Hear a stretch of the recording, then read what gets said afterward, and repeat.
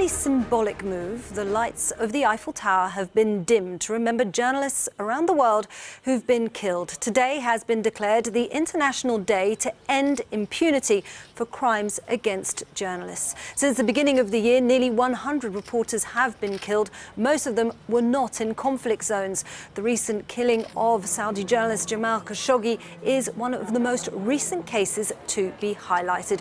Well, joining me live now from Paris to discuss this is Annelise Borges. Annelise, can you tell us a little bit more about this vigil?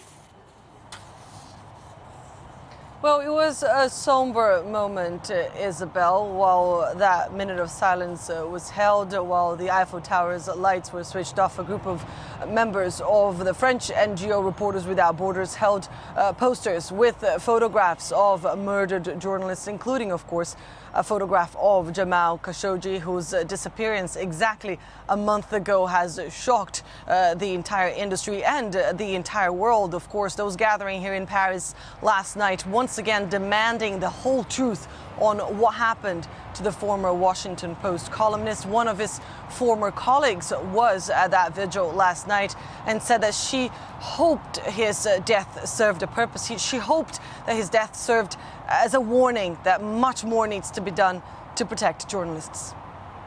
Yeah, Annelise, you've reported from conflict zones, but we're now seeing journalists being killed on European soil. What are the increased risks faced by journalists today? Well, it's not a pretty picture at all. We've been talking a lot about Jamal Khashoggi because of the mystery surrounding his death and, of course, because of the brutal circumstances under which he might have been killed.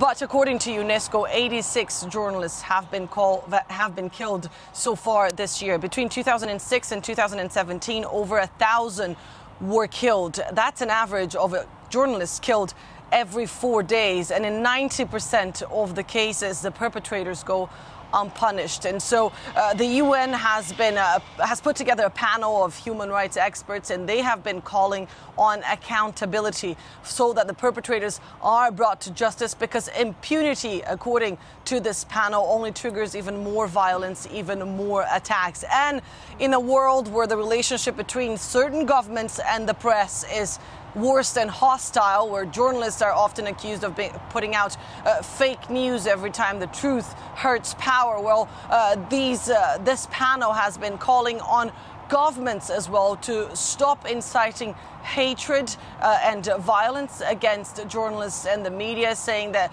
the good work of the media, freedom of the press, is paramount for the good functioning of democracies.